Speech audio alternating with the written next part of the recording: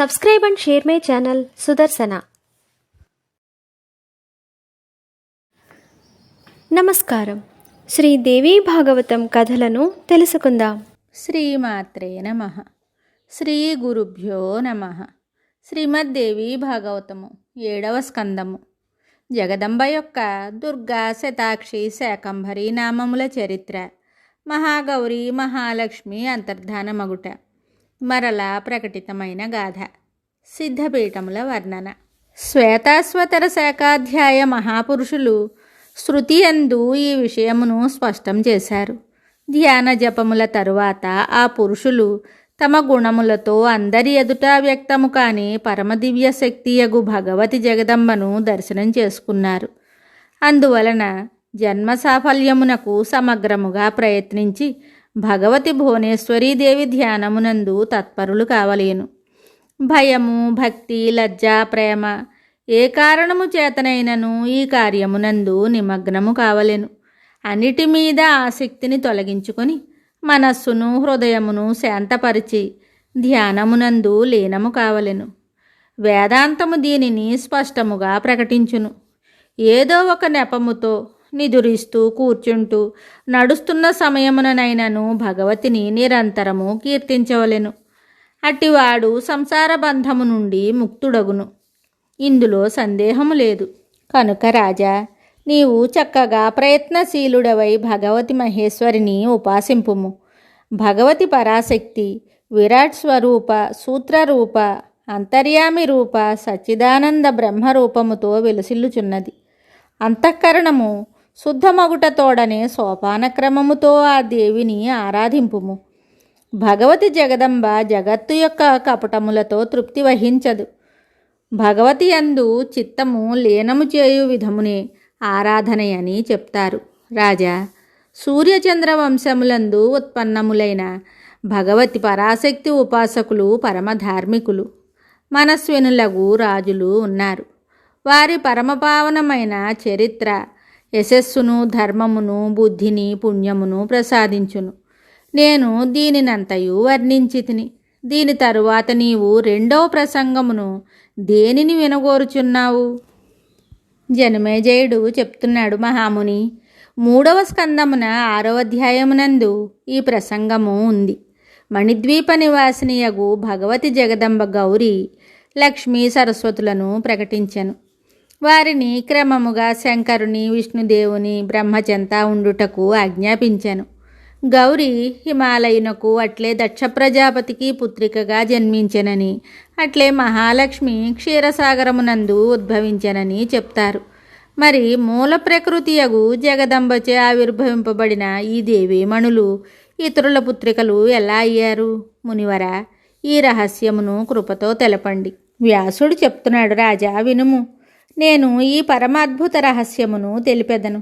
నీవు భగవతి జగదంబ యొక్క అనన్య ఉపాసకుడవు కనుక భగవతి యొక్క ఏ రహస్యమును కూడా నీ నుండి దాచిపెట్టుట సముచితము కాదు.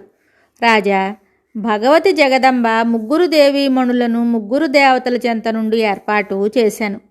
అప్పటి నుండి ఆ దేవతలు సృష్టి కార్యమునందు నిరతులయ్యారు. మనుజేంద్ర, ఇది ఒకానొక కాలము నాటి విషయము.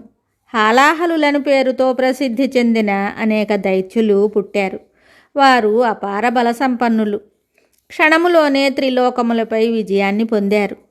బ్రహ్మతో వరములను పొంది మిక్కిలి అభిమానము గలవారయ్యారు. వారు తమ సైనికులతో కైలాసమును, వైకుంఠమును చుట్టుముట్టారు. అప్పుడు భగవంతుడగు శంకరుడు, విష్ణుదేవుడు వారితో యుద్ధం చేయడానికి పూనుకున్నారు.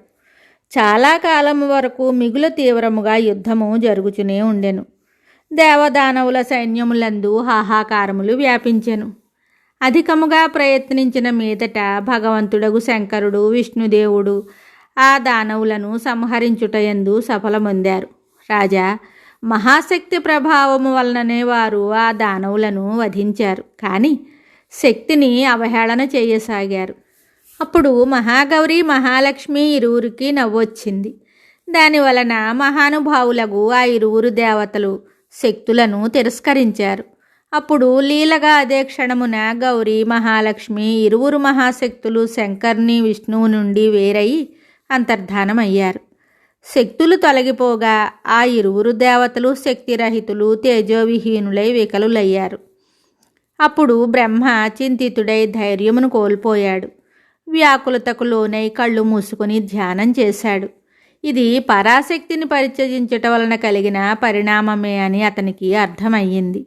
రాజేంద్ర, ఈ విషయము తెలియగానే బ్రహ్మదేవుడు సావధానుడయ్యాడు. అప్పటి నుండి భగవంతుడకు శంకరుడు విష్ణుదేవుని కార్యములన్నింటినీ బ్రహ్మయే నిర్వహిస్తున్నాడు. తన శక్తి బలము చేత సంపన్నుడై కొంతకాలము వరకు ఈ కార్యమును నిర్వహించసాగాడు. తరువాత శంకరుని విష్ణువు యొక్క వివాహముల కొరకు ధర్మాత్ముడగు బ్రహ్మ తన పుత్రులకు మనువును సనకాదులను పిలిపించాడు. కుమారులందరూ వచ్చి తలలు వంచి నిలుచున్నారు. తపోనిధియగు బ్రహ్మ వారితోటి ఇలా చెప్తున్నాడు. నేనిప్పుడు అనేక పనులతో సతమతమవుతున్నాను. పరమేశ్వరిని సంతుష్టపరచుటకు తపస్సు చేయు శక్తి నాకు లేదు. జగత్తు యొక్క భారమంతయు నా మీదనే పడినది. ఇప్పుడు భగవతి శక్తియగు పరమేశ్వరి తొలగిపోవుట వలన శివుడు విష్ణువు శక్తిహీనులయ్యారు. అందువలన పుత్రులారా, శివుడు విష్ణువు తమ శక్తులతో కూడి ఉండునట్లు మీరు ప్రయత్నించవలెను. దీనివలన జగత్తునందు మీకు యశస్సు కలుగును. మహాగౌరి, మహాలక్ష్మి ఈ ఇరువురు శక్తులను ఏ కులమునందు జన్మింతురో అట్టి పురుషుడు కృతకృత్యుడగును. సమస్త ప్రపంచమును కూడా పరమ పవిత్రము చేయును. వ్యాసుడు చెప్తున్నాడు. రాజా, పితామహుడగు బ్రహ్మ మాటలను విని అతని యొక్క దక్షుడు మొదలగు పరమ పవిత్రులైన పుత్రులందరూ భగవతి జగదంబను ఆరాధించుటకు వనములకు వెళ్ళిపోయారు. శుభం. శ్రీ దేవీ భాగవతం తరువాయి భాగంలో మళ్ళీ కలుద్దాం. నమస్కారం. Subscribe and share my channel Sudarshana.